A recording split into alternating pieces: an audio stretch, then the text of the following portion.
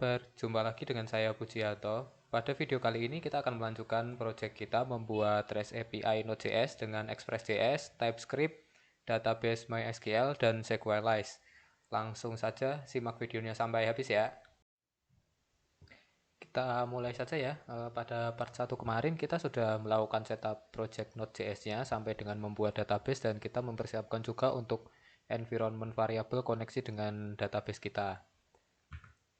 Selanjutnya untuk bagian kedua ini kita akan coba menghubungkan aplikasi Node.js kita dengan database MySQL dengan bantuan library SQLite, dan nanti di dalamnya kita juga akan coba untuk membuat migration, model, dan seeder.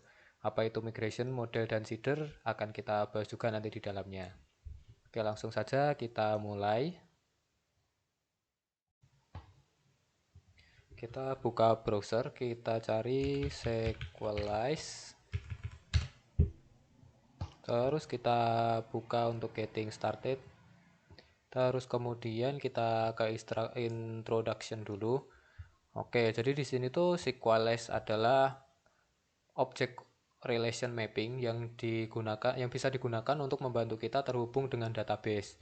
Jadi pada umumnya itu untuk terhubung ke database itu ada dua cara. Yang pertama dengan native SQL. Jadi kita itu untuk memanggil data dari database kita ketikkan query kita di codingan kita. Nah, lalu kemudian kita kirim dan nanti dia akan mengembalikan data. Nah, kalau dengan ORM ini kita sudah nggak perlu lagi untuk membuat query-query lagi. Jadi dengan ORM ini itu akan sangat lebih membantu. Misalkan nih kita punya 3 tabel. Jadi kita nggak perlu tuh bikin 3 query. Kita tinggal panggil aja si modelnya. Nah, dengan seperti itu mungkin pekerjaan kita akan sedikit lebih efektif ya daripada kita harus membuat query, memikirkan juga untuk logic query-nya seperti apa, gitu. Nah, lalu bagaimana untuk cara menginstalnya? Kita coba buka ke bagian getting started ini. Di sini kita install dengan cara npm install min save SQLite, dan karena kita memakai MySQL, di sini ada instruksinya juga kita harus menginstal MySQL 2. Oke, kita coba buka project kita kemarin. Buka command prompt. Terus kita coba buka Visual Studio Code kita. Oke, sudah terbuka.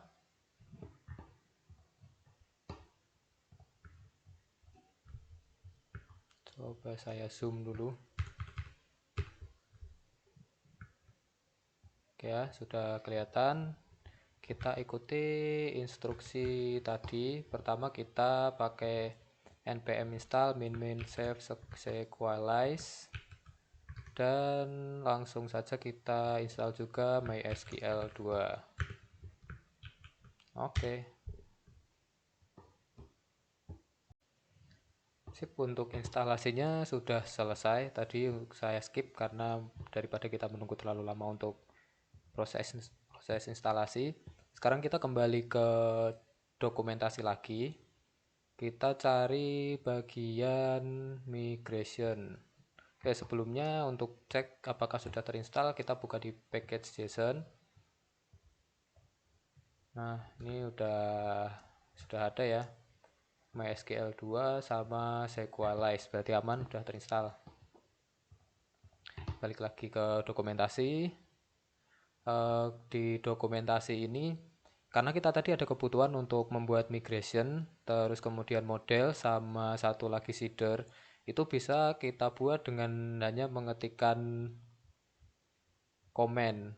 Contohnya ini nih, npx SQLite CLI model generate bla bla bla sampai selesai ini.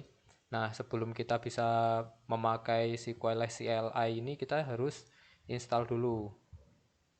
Nah, installnya di sini. Kita copy saja. Kita kembali lagi ke Visual Studio Code. Paste, install.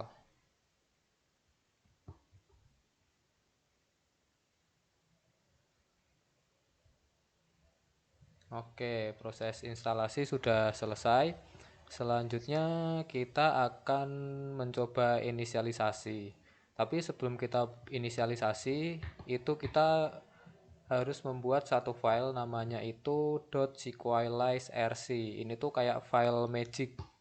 Jadi ketika nanti kita menginisialisasi, itu yang dibutuhkan adalah database.json, terus kemudian dia akan membuat database.json, terus kemudian dia akan membuatkan folder model, seeder, dan migration. Nah, dengan kita membuat file sequelize rc ini, nanti kita bisa mengkonfigurasi untuk folder config dan file konfigurasinya itu mau ditaruh mana, terus kemudian uh, untuk folder model, seeder, dan migration ini mau ditaruh mana gitu. Jadi kita buat terlebih dahulu untuk .sequelize rc-nya.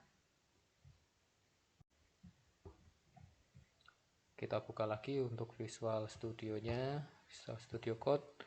Terus kita ke menu Explorer, kita buat satu file .sequelize rc. Oke. Terus kita import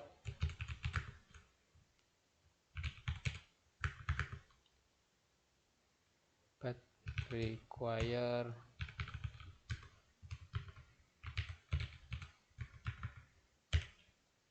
Oke, ini aja ya yang perlu kita import. Terus kita export modul.export.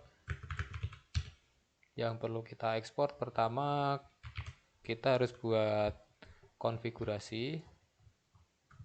Konfigurasi kita samakan dari sini aja ya. Nih, kita copy aja yang dari sini, paste di sini. Terus kemudian ini mau kita taruhnya di mana? Kita taruh di folder src, berarti ini kita taruhnya di src. Terus ini juga kita taruh di folder src.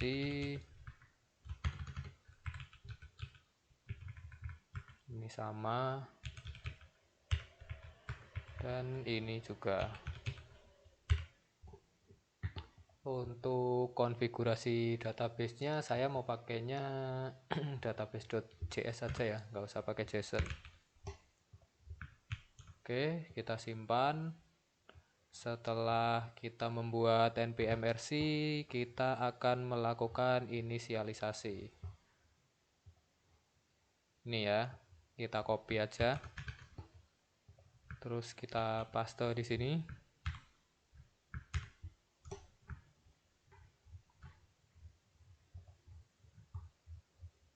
Ini. Kita enter. Oke, sudah terbuat. Di folder src kita punya folder config, terus kemudian kita punya folder db yang isinya itu ada migration, model, dan seeder. Setelah inisialisasi selesai, selanjutnya kita akan benerin dulu yang ada di file database.js ini. Oke. Untuk saat ini dia formatnya masih ini ya, masih JSON. Kita jadikan dia JavaScript dulu. Tinggal kita ketik modul export. Dah selesai. Tapi kita masih perlu adjust lagi beberapa. Untuk username database-nya itu kan kita sudah simpan di environment variable. Nah, lebih baik kita panggil yang ada di environment variable aja daripada kita ketik manual di sini. Oke, sebelum kita panggil yang dari environment, kita harus config dulu .env-nya. Kita panggil .env require. Oke.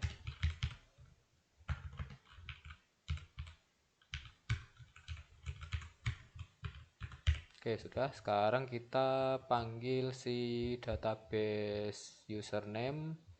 Itu namanya db username. Oke, pakainya sama kayak yang ada di index TS kemarin ya. Pakai proses.env db username, terus kemudian proses env db password, terus satu lagi proses env db name. Benar ya, database-nya pakainya db name. Oke, benar. Terus untuk hostnya proses env db host. Yang terakhir apa ya? Yang terakhir kita nggak taruh di sini. Oke, ya udah, langsung kita ketik aja di sini nggak apa-apa. MySQL. Oke, di sini untuk database.js-nya kita sudah selesai. Jadi kenapa di sini kita dibuatkan 3 konfigurasi? Yang pertama konfigurasi development, test, dan production. Jadi si Sequelize ini udah nyiapin untuk 3 mode. Kita biasanya kan kalau dalam proses development itu ada 3 mode. Pertama development waktu masih masa pengembangan, kemudian ketika development sudah selesai itu masuk ke testing, gitu kita siapkan juga database tersendiri untuk testing. Setelah testing selesai baru rilis ke production, disiapkan juga untuk konfigurasi di production gitu. Setelah kita fixing atau adjust untuk yang bagian database JS kita akan buat satu file lagi, itu namanya db connection. db connection nanti keperluannya untuk untuk koneksi antara model yang kita buat dengan TypeScript nanti dengan database. Kita langsung buat aja di sini juga aja di config, di folder config kita buat db connect.ts. Nah, kita udah punya filenya, terus kemudian kita import Sequelize itu sendiri. Bukan dari sini. Dari Sequelize, terus kemudian kita import juga .env.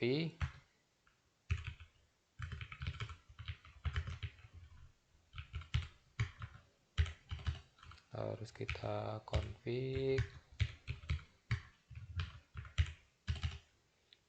Selanjutnya kita akan coba buat variabel yang mengambil data dari environment variable ini. Oke, langsung kita buat db name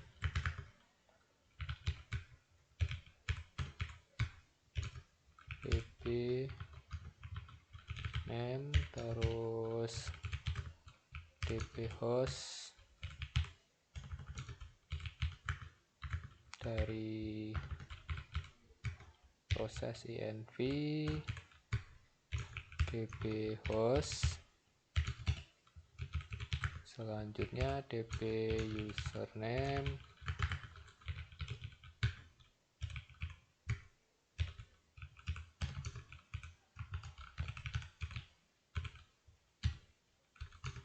selanjutnya db password,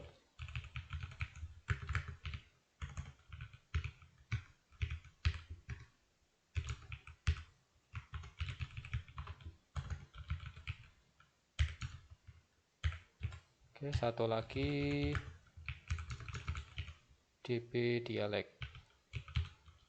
Itu kita tadi pakai MySQL.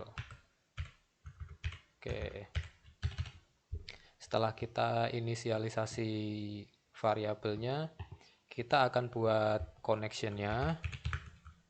Kita namai saja Sequelize connection,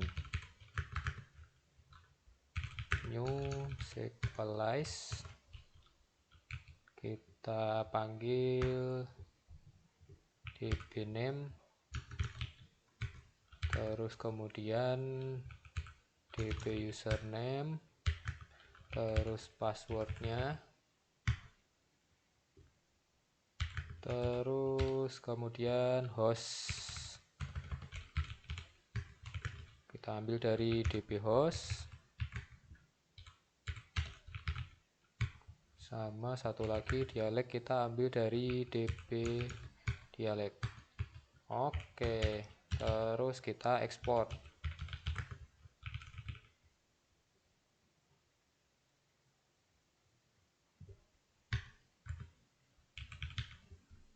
Sequelize connection. Oke, ada error. Oh, dia mintanya tipenya string, terus data yang kita berikan itu bisa string atau undefined. Nah, kita tambahkan aja string. Oke, terus kemudian di username juga ada error sama, kita tambahkan juga string. Bukan ini dong, username.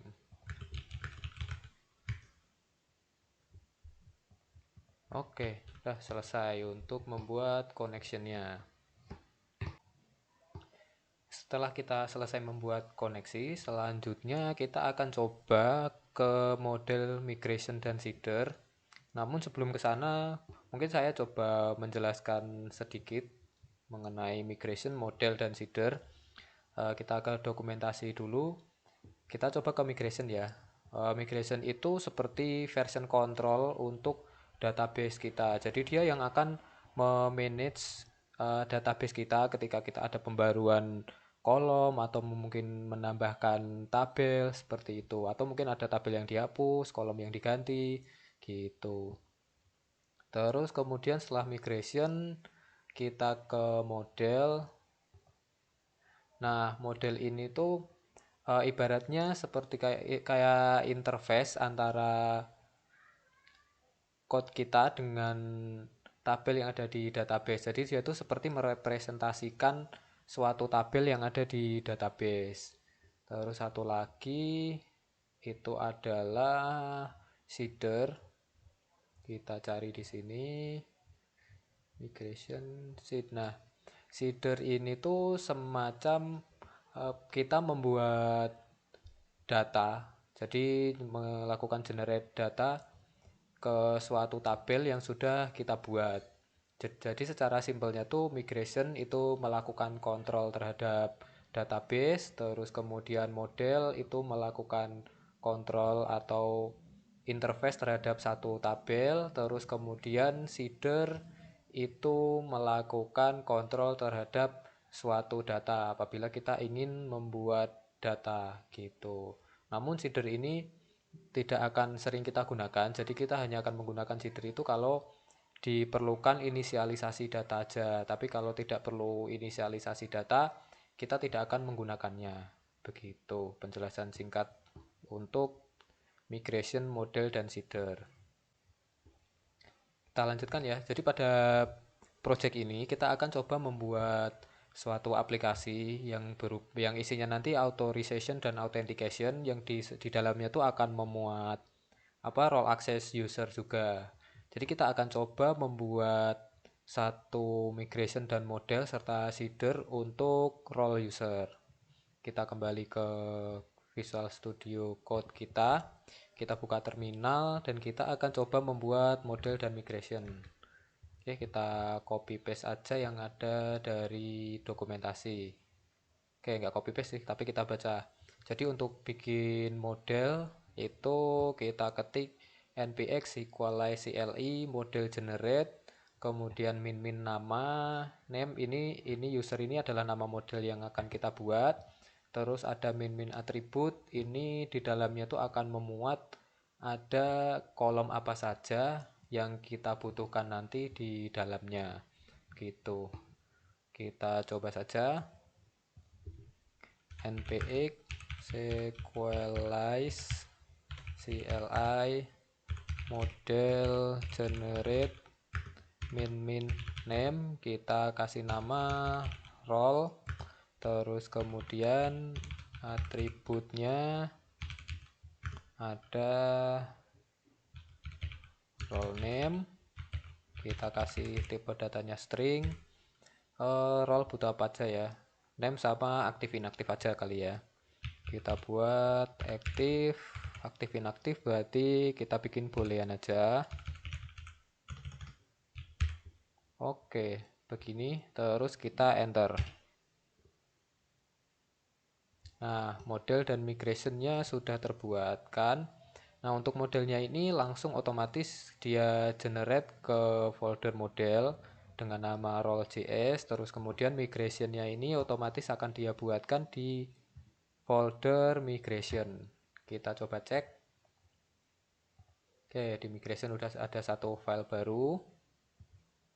Namanya sesuai tanggal hari ini create role.js. Nah, ini nama tabel yang akan dibuatkan nanti namanya roles, terus kemudian di dalamnya ini otomatis tergenerate itu ID dan created add sama update add. Nah, untuk create add sama update add ini dia otomatis tergenerate juga dengan formatnya date, terus kemudian untuk ID itu otomatis primary key dan dia auto increment, terus untuk type-nya itu integer. Saya biasa menggunakannya big int. Kita ubah aja jadi big int. Terus kemudian role type-nya string, oke, sesuai. Terus untuk aktif inaktifnya kita pakai boolean. Oke, sudah sesuai ya. Kita save. Terus untuk bagian model ini kita dibuatkan satu file namanya role.js. Ini nanti sepertinya isinya nggak akan kita pakai karena kita akan ubah template-nya ini jadi apa? Jadi interface dengan TypeScript. Jadi nanti kita hapus aja isinya. Terus index ini dia kebuat waktu tadi kita membuat inisialisasi di awal itu ya. Ini nggak akan kita pakai, jadi kita hapus aja. Delete. Oke, terus si role ini kita ubah namanya.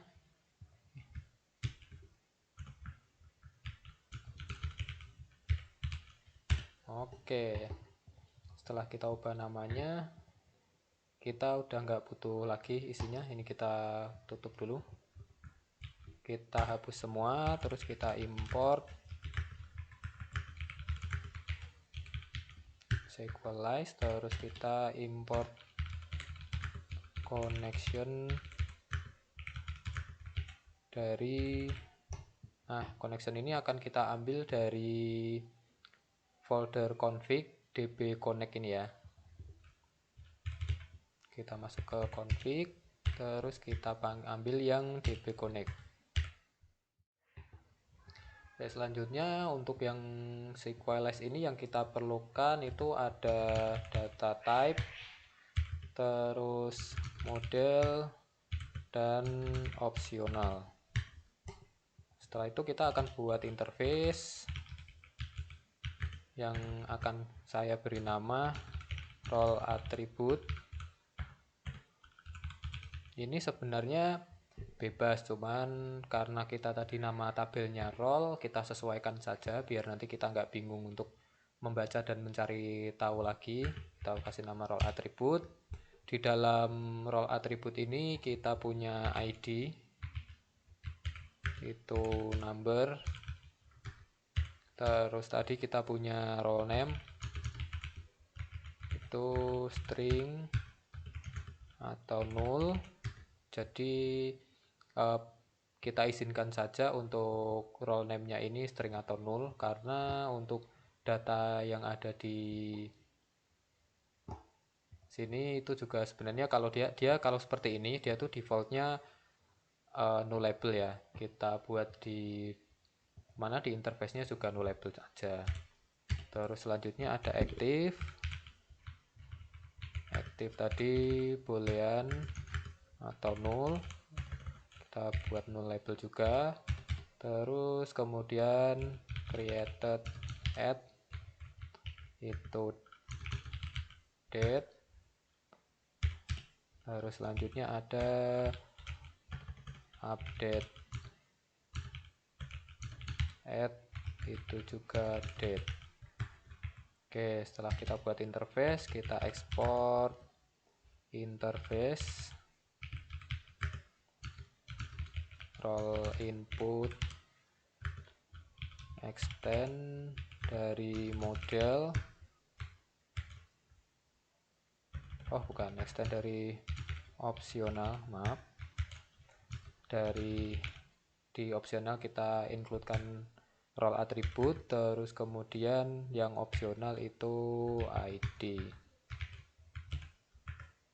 Terus kita export lagi interface role output extend dari required. Jadi untuk role output ini kita keluarkan saja semua, ambil dari role attribute. Oke, terus selanjutnya kita bikin class role,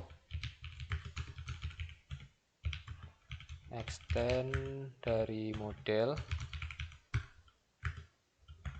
Di dalam model itu kita pakai role attribute dan role input, implement dari role attribute.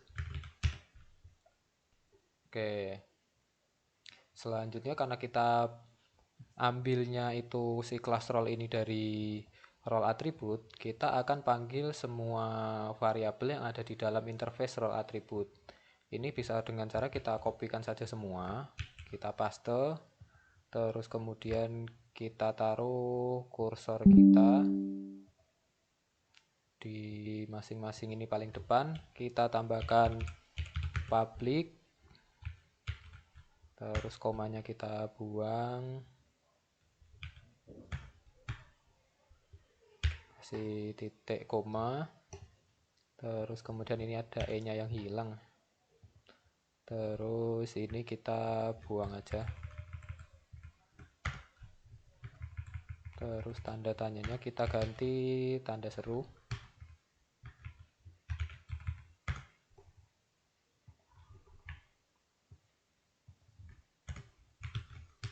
Nah, untuk yang bagian create add sama update add ini kita nggak butuh dia untuk nge-create ya, karena nantinya dia akan kebuat otomatis. Jadi kita buat dia read only aja, read only. Oke, untuk role-nya udah kebuat. Selanjutnya kita init si role ini, role.init,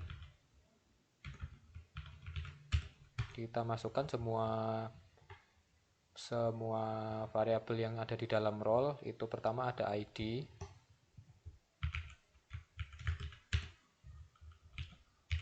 kalau nullnya kita bikin false, terus kemudian auto increment true, selanjutnya primary key true, terus type nya kita pakai data type nya tadi kita samakan aja dengan yang di sini, dia data type nya itu big int ya, big int. Oke, sepertinya tadi saya ada salah import data types dengan S ya. Terus kita masukkan lagi role name, kalau nullnya kita buat true, terus selanjutnya data type nya string. Nah, satu lagi kita punya aktif, itu dia kalau null juga.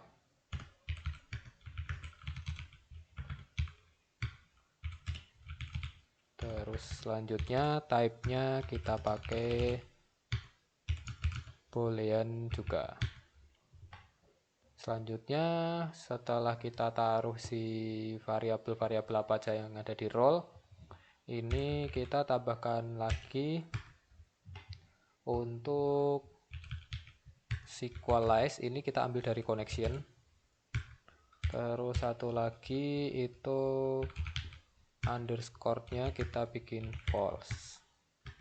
Jadi karena kita pakainya camel case, terus kemudian kita export default role. Oke, untuk role modelnya sudah jadi juga. Oke, kita cek dulu apakah ada yang kurang. Oh iya, kita ada punya create add sama update add. Itu kita nggak perlu tulis di sini, kita cukup tambahkan aja timestamp true. Oke, selesai. Migration dan model dari role ini sudah kita buat, sudah selesai. Langkah selanjutnya kita akan coba running migrationnya biar nanti dia ngebentuk tabel di database yang udah kita buat kemarin. Kita cek dulu untuk databasenya. Di sini saya sudah menyalakan SAM dan menjalankan MySQL. Kita akan coba pindah ganti databasenya. Kemarin kita pakai Node.js API ya. Kita cek Node.js API ini apakah udah ada isinya atau masih kosong. Database Node.js API label, oke, masih kosong ya. Kita akan coba running migrasinya. Cara runningnya dengan npx equalize cli db migrate. Kita copy aja. Terus kemudian kita buka terminal. Kita paste dan enter. Oke, dia sudah termigrasi. Kita coba cek ke database apakah sudah muncul. Kita disconnect dulu, kemudian connect lagi. Cek tabel. Nah, udah ada nih tabel role dan sequelize meta. Nah, sequelize meta ini berisi kontrol sistem yang sudah saya jelaskan tadi di awal. Nah, jadi sudah muncul tabelnya juga. Isinya sesuai dengan apa yang kita buat tadi, ada ID, role name, active, create add, update add. Kita udah selesai untuk membuat migrasinya, bukan membuat sih, memigrasikan datanya ke database, dan tabelnya juga sudah terbentuk ya. Kita akan coba lagi satu langkah selanjutnya, yaitu membuat seeder. Nah, seeder nanti kita akan gunakan untuk menginisialisasi data dari tabel role. Nah, gimana caranya? Itu ada di dokumentasi. Sebelum kita membuat seedernya, ini bisa kita generate. Jadi kita nggak perlu pusing-pusing tuh nyari tahu gimana membuat seeder, apa yang perlu diimport, apa yang perlu dipakai. Nah, ini sudah disiapkan nih sama si Sequelize. Jadi cukup membantu juga. Nah, udah kita copy, terus kita paste.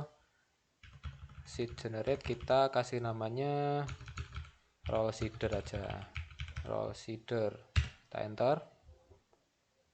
Nah, dia udah kebentuk di sini. Folder seeder. Role seeder namanya. Kita buka. Kita tutup dulu terminalnya. Nah, ini seedernya sudah kebuat, tapi kita juga harus menyiapkan juga nih data yang akan kita masukkan ke role itu apa aja. Ini udah ada contohnya, udah ada contoh yang di komen. Kita copy aja.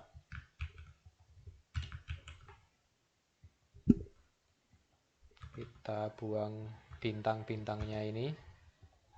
Terus yang mau kita insert bukan folder. Jadi ini adalah tabelnya ya. Yang kita mau insert itu bukan tabel people tapi tabel roles. Terus di dalam tabel roles itu ada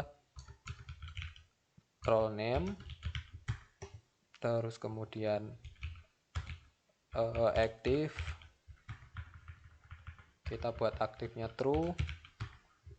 Terus role name-nya biasanya kalau dalam suatu aplikasi itu ada beberapa role. Contoh salah satunya mungkin super admin atau super user. Terus satu lagi kita buat created add.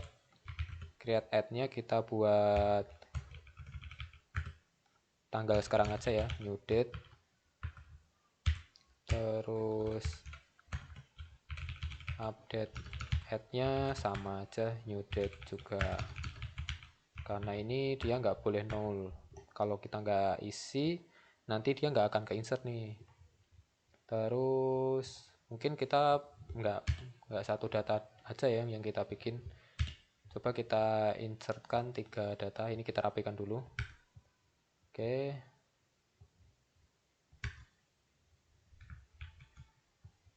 Oke, sebentar kita rapikan. Setelah itu kita copy 3.